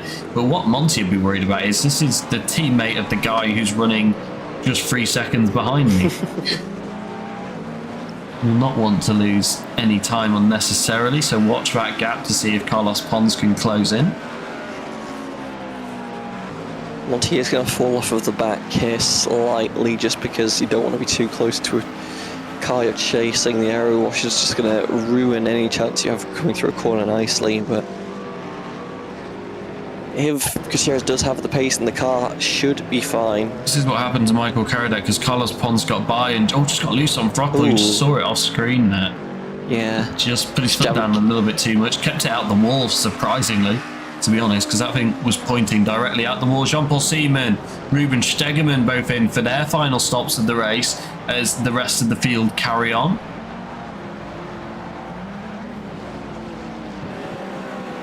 Fairly neat and tidy stop for Seaman. Nothing too crazy to talk about. 31 seconds end to end, excuse me. Keep an eye on Monty as well. He's picked up 13 incident points in the 45 minutes we've had so far of this race. So he's at serious risk of picking up a drive-through towards the end if he doesn't clean it up a little bit, which would not be good for the leader on that primary strategy as he drives by pit lane once again, choosing to stay out. We're running out of time in this race, so presumably drivers going to definitely start to think about making those final stops very shortly.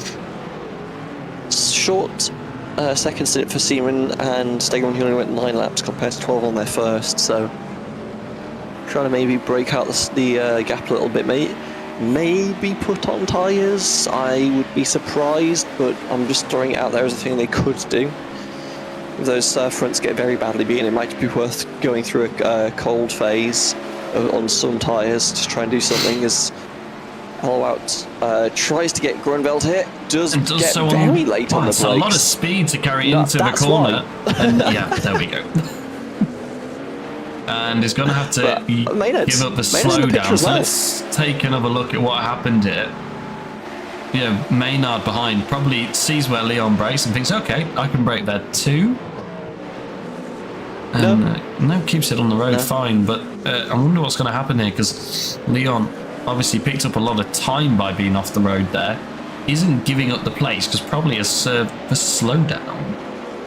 Definitely serve the slowdown. I'm not sure about that. The ethics of that, certainly. 1X is now put under investigation.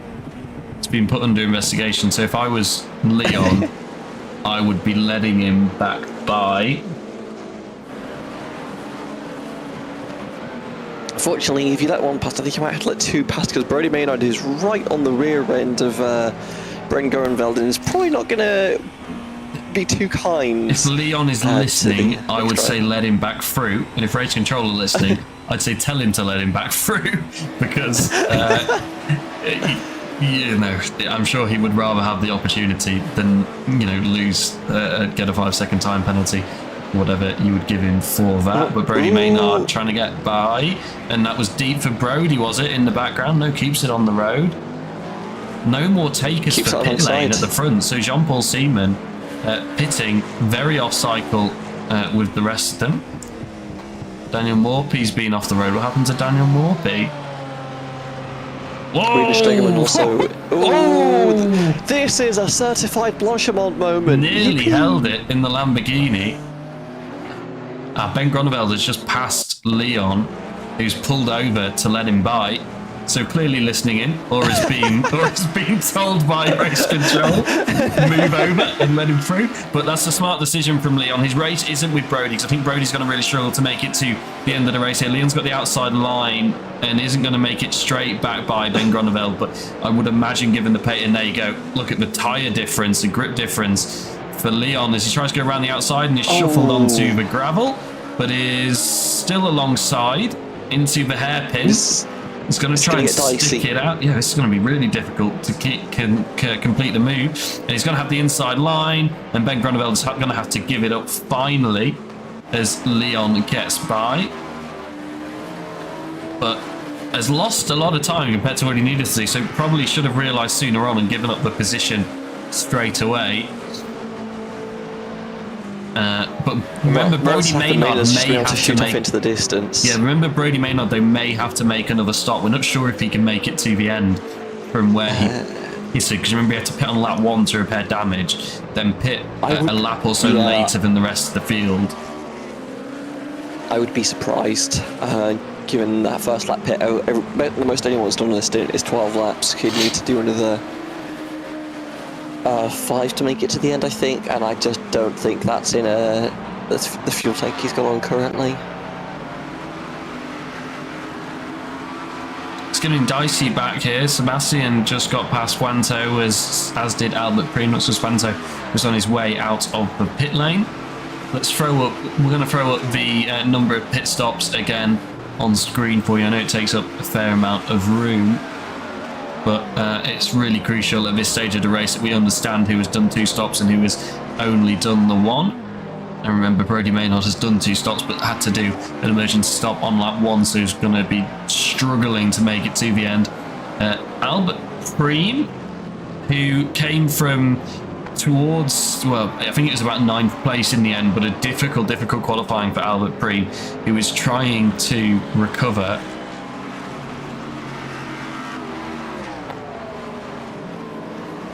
It's looking quite aggressive on the back of Van der Heuvel right now. There's a small slip from Van der Heuvel trying to get past the GT3. I think that's a good opportunity for him to try and pounce. It's a really good window to be in right now. Obviously, a lot of cars chasing. If they close up as well, they could have a few fireworks. 1 car draft isn't enough to make a move. I'm wondering what 2 or 3 cars worth of draft does. Side by side with the GT3 here for Albert Preem, who gets the move done. Apologies, I thought we were close to an incident pinching down. Eloy Caballero is into the pit lane, but Max Meyer carries on again in the lead. Can do it. The fuel is there. You could definitely do another lap, I think, if you're willing to go really late on the pit for Max Meyer. It's a question of, you need to pit at some point. You do need to take some amount of fuel, so when do you actually want to do that?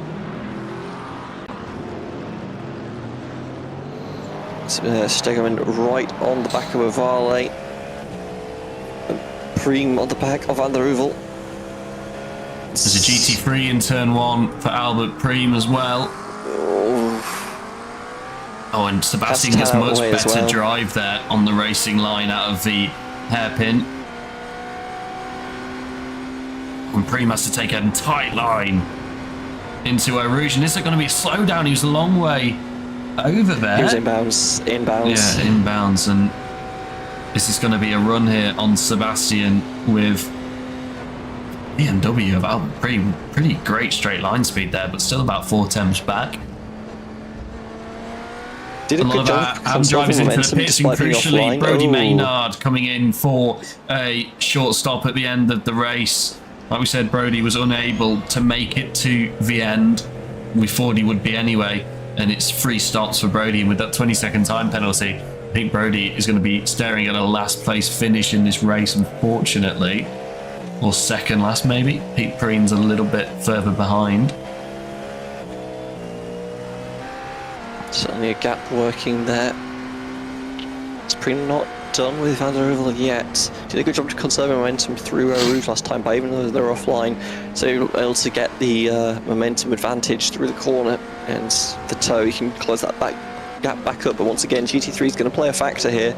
They get very close to each other coming through far end of the track. But once again, the GT3 separates them. It's Senna McCoven It's a really unfortunate place to be when you're trying to race this hard. Yeah, that was crucial then. Sebastian had to check up behind Senna Bokhoven in the first of the 2 consecutive right-handers, and then Albert Preem got stuck behind Senna Bokhoven in the second one. Although Preem, with a great run through Blanchimont, looks like he's getting ready to threaten into the bus stop. Can't make it work. Still about 4 or 5 temps back from the car in front, which doesn't sound like a lot, but that's where he was last time by and wasn't able to make the move, but gets good drive out of the final corner. It isn't going to be on for a move down in turn 1, but he's going to be an awful lot closer on the exit, and he's mega on the brakes in the BMW. But can he get good drive out of the corner? Yes, he can, and it's better drive than what Sebastian got. It's going to be difficult here for the Cadillac to defend at the end of the Kemmel straight. Can Albert Preem keep it on the road with that dirty air through Eau Rouge? And he can, and he's going to get a mega run here. Sebastian needs to stay to the inside, defend the better line, and Albert Preem is going to have to pull out of a tow at some point. And does he hit that wall of air? Yes, he does. As Sebastian just edges ahead, they're side by side through the corner, and there's contact. There was always going to be contact. Straight on the radio. Van der Heuvel played a stupid game and won a stupid prize. I'm quite frank. I looked like he pinched out. He pushes out wide there, and then pinches back down again. And I feel like there was like, where else was the car meant to go? Like, you see the car get shuffled out there, and then he pinches down, and leave it to race control, but gut reaction was race incident, and I will leave it there. I think Sebastian will argue he was ahead, and there was not really any room there for Albert Preem. Not significantly.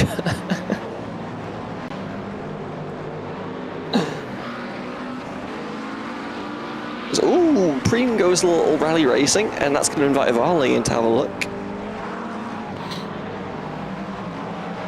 Oh, GT3 makes it really difficult though, as they both have to take evasive manoeuvres. Michael Karadak, who was running so well in his second race, has had a moment, is still running, but has been off at some point, because I'm going to crash log for him, as our leader enters the pit lane. Race incident between Sebastian and Albert Preem, and just got loose through the hairpin and gets off the racing line. Curb, and, yeah. Well, Preem and Varley side by side through the final corner. That's invited Van der Heuvel and Gutierrez back into the conversation, and Stegemann ahead of Van der Heuvel, isn't it?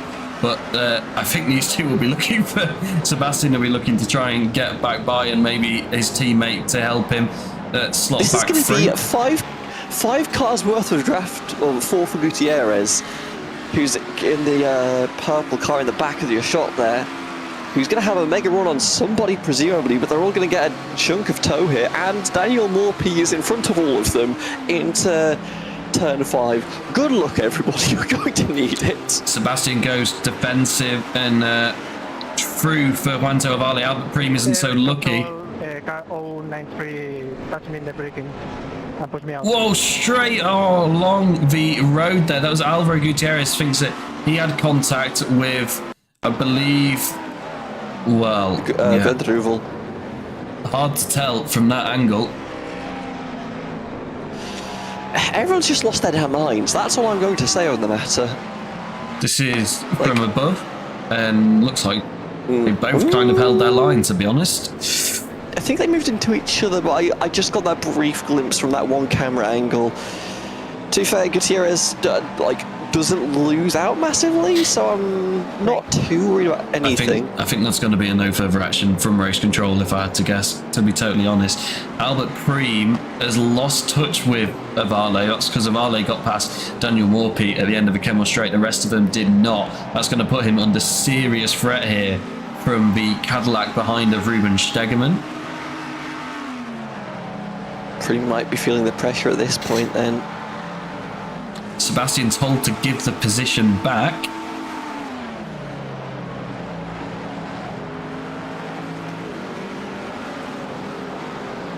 And has done so. No, hasn't done so.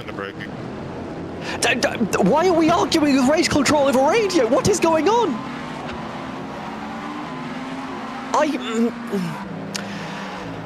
Okay, I'm going to calm down. Because if I don't calm down, I am going to say something I'm going to regret. Varley leads Preem, leads Stegemann, leads Van der Heuvel, leads Gutierrez temporarily. Meanwhile, up front of the field, Mayer still has control of the race. just under 4 seconds to Jean-Paul Seaman, and Aldo Caballero sat in third. We missed out on this. Sebastian let Alvaro by, because that's just been called a race incident. I think everyone's a bit confused now. Ruben leads, but only by Leon leads, sorry, but only by a second, as now all of his drivers are back on the same pit strategy, I believe. So that's tightened up a little bit more than we expected. At the front there, Sebastian is still ahead. I think there's a little bit of confusion now because race control calling it as a racing incident after the message went through to cede the position. And that the 039 is still ahead of the 29, so I'm not sure. I think, unfortunately, what race control have done is they've made this a post-race situation, which we all love.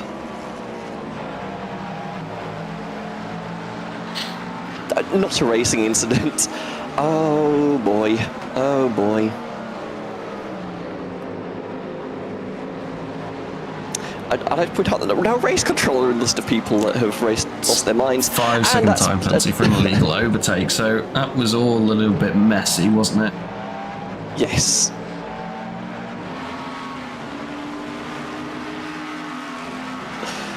There's Michael Karadek struggling again at the end of the race. The tyre's gone away. It's a similar location to where he lost it last time. Please check. Brody Maynard on the radio.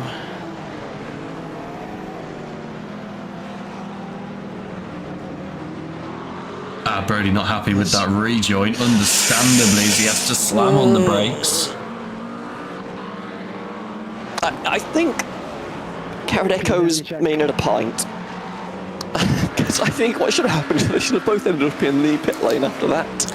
Carlos Ponce very close here to the leader in class. And is Carlos going to use this GT3 to try and get by? But no, the GT3 moves back over onto the racing line and side by side here with Leon. They're squeezing quite hard. As that rejoin is put under investigation. We've hit the timer now, by the way, so this is probably the last lap for our leader, Max Meyer, who got back into the lead. We've not really covered it too much, but with that alternate strategy that he did, I think he put on the fresh tyres and they've just come into life towards the end of the race. But we've been caught up in the very, very tight battle we've had further back, and we'll cut to Meyer as he gets closer to Gutierrez and Van der Heuvel trading paint as well. It's all on. 51, that's me more or less the same way in the braking, in another corner. There's just a lot of yapping going on now. Side by side here, Albert Preem on the defensive. Ruben Stegeman's got past Albert Preem as well, but Max Meyer is going to come to the line to take the checkered flag, and it's a race win again for Max Meyer. Pole position and the race win will pick up maximum they've made contact. points. Pretty wide here with contact, like Alice just said. Still all pointing in the right direction right now, but Gutierrez ahead of Van der Heuvel, ahead of Preem, who's lost out massively in these last few laps, was leading this pack, is now running last in it. Jean-Paul Seaman comes home to take the podium finish, as Albert Preem's going to go off the road to pass the GT3. That's going to be an illegal overtake if race control see that as well, so that'll be a 5-second penalty if he comes across the line in that position. He needs to cede the position, and he's going to cede the position because he gets loose on the exit. Now let's jump to this battle for the lead, and Carlos Ponce is just 3 tenths off the back of Leon Manello now, who's got 1 braking zone left to take home the win in GTP, and Vincenzo Soroche wins by 15 seconds in GT3 Pro, but Leon Manello has got 1 corner to go and sweeps ahead of Carlos Ponce in the braking zone. Leon just needs to play it cool here now, get an exit. Carlos Ponce is trying to cut back a little bit, but can't make it work on the exit. Leon Manello is going to be your race winner in AM and come across the line in that position.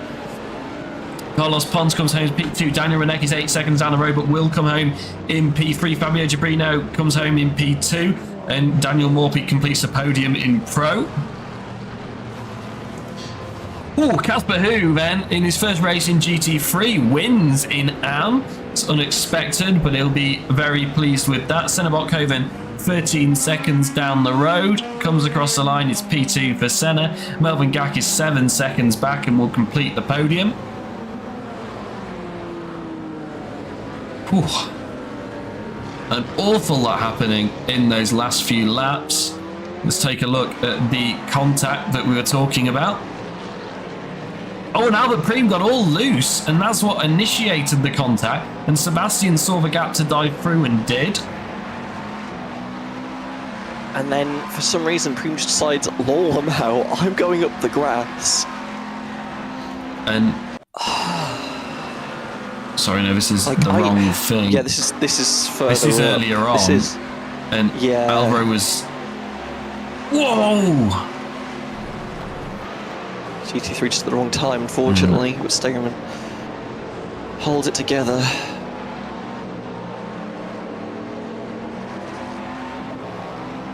Ooh, So- brief wobble there. Worth noting, 10 seconds of time penalties for Alvaro Gutierrez and 15 seconds for Sebastian van der Heuvel at the end of that race. Brody Maynard with a 20-second time penalty, so will finish behind Ben Groeneveld, who we finished ahead of on track. Did Mayer have a penalty as well? Maynard, sorry. Can't... Or Mayer. No, Mayer. No, he didn't, but I think I saw MAY and assumed it was Mayer at one point. No, but I thought Mayer was in a separate incident. I might be going and say, I've joined the madness. It's all gone to showing up on my log. Cool, never mind then. I'm just making stuff up as I go along. Lots of donuts on track. Now, let's take a look at our results. And we want race results, not qualifying results. We'll start with GTP Pro, where Max Meyer was your race winner, 7 seconds ahead of Jean-Paul Seaman, who did lead a large chunk of the race, but only P2 at the end of the day. Eloy Cavaniero came home P3. Sergio Sanchez and Navale complete the top 5. Ruben Stegemann, Alvaro Gutierrez, Sebastian van der Heuvel, Albert Preem and Samir Ashad finish off the field, but Samir Ashad 27 laps down. Obviously did not make it past, I think, lap 4, so will not score any race points, but 10 seconds time penalties for Gutierrez and 15 seconds of time penalties for Van der Heuvel will put them 8th and 9th in their current order behind Albert Preem. Well, I think Race Control are going to have a busy evening with potentially lots of unhappy drivers. I'm going to drag in Max Meyer, our race winner, if I can just manage to find the right channel.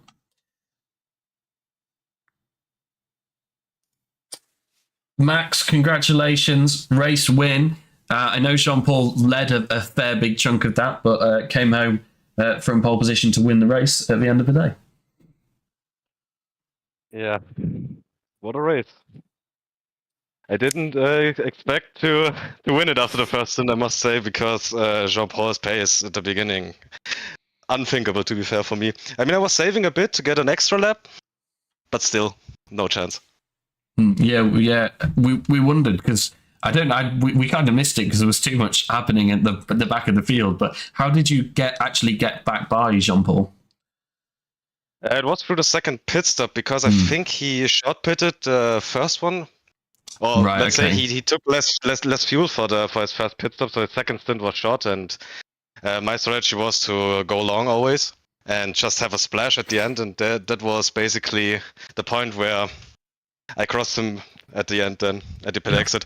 Plus, he also didn't take tires, is what he told me, and that was we were wondering that. We thought did you take tires in the first stop, and that's why I think you dropped back a few seconds when you were getting them into the window, and then closed up quite a lot after that. It looked like. Yeah, exactly. Because I don't know if it was setup or basically the caddy, but my tires were shot at the first stint at the end, and I knew I had to take one because I couldn't do more than let's say 14, 15 laps on them, and yeah. So I was wondering as well because the gap was then suddenly like almost 10 seconds, and I was like, did we do something wrong here? Yeah. And did you just out of interest, did you take all 4 or did you just take the fronts? All 4, because if you only take 2 tires with this tire model, you either have massively oversteer at the beginning if you just take rears, or late in the stint when they're up to temp, you get massive oversteer if you take the fronts. So the balance always is pretty bad then. So always 4. All right, well, congratulations on the race win, and I assume we'll see you next week for the final. Yeah, definitely. Thank you, guys. Okay, we're also joined by Senna Boghoven, runner-up in GT3 AM, but obviously Casper, who new to the category, so ahead of all of your championship rivals, which will be a boost for you in the standings. Yeah, definitely. I did some, I think, with some calculations and Jose Villaro's DNF. I think I have enough points now to not even not even have to drive next round. Well, we'll wait for Race Control to confirm the results, because I know they're still looking through a whole lot of incidents, but that's what you want going into the final, a nice healthy lead. I know you kind of avoided all the chaos on lap 1, but what was the race like from your side? Yeah, pretty chill. I was just going into with it. I just want to finish this race. Because Spa with the Corvette, it's not really a strong point, definitely from my side with struggling.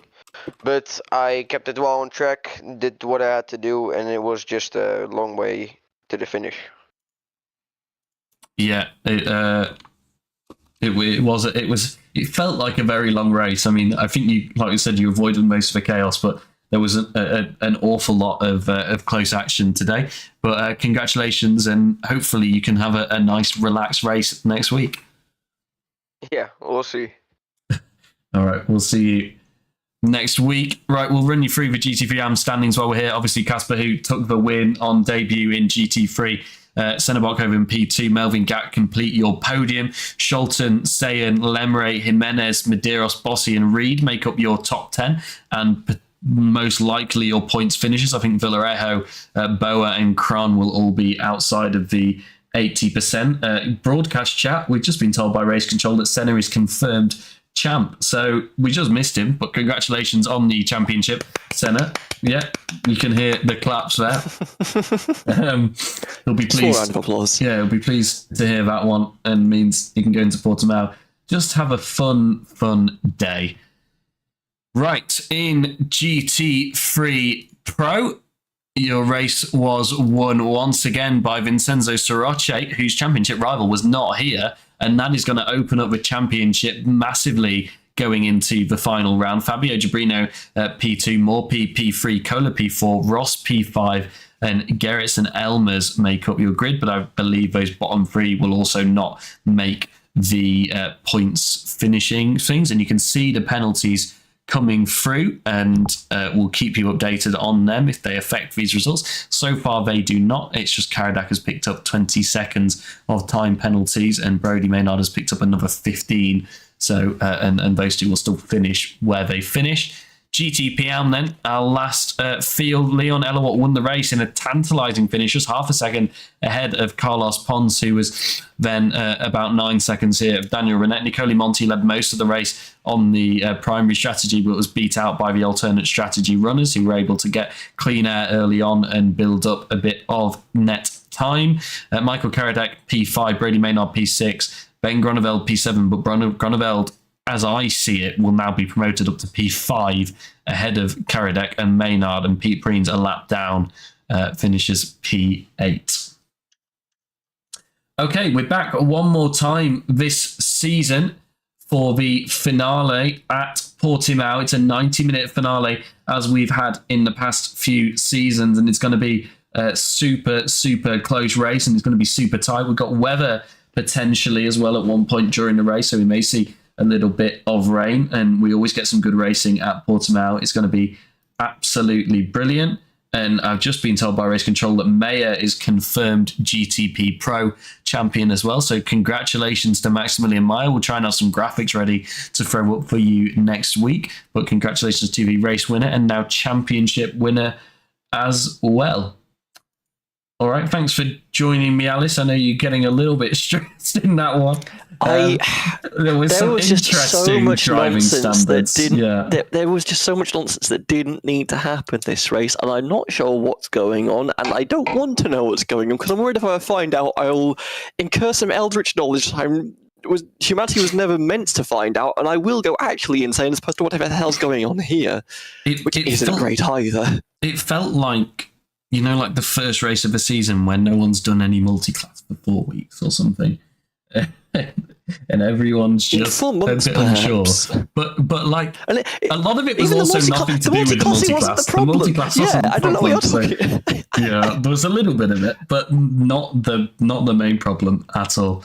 All right, we'll see you all next week. Thanks for joining us, and also next week as well. I was supposed to mention you'll be hearing about the plans for next season. So we'll see you all later, and thanks for joining us.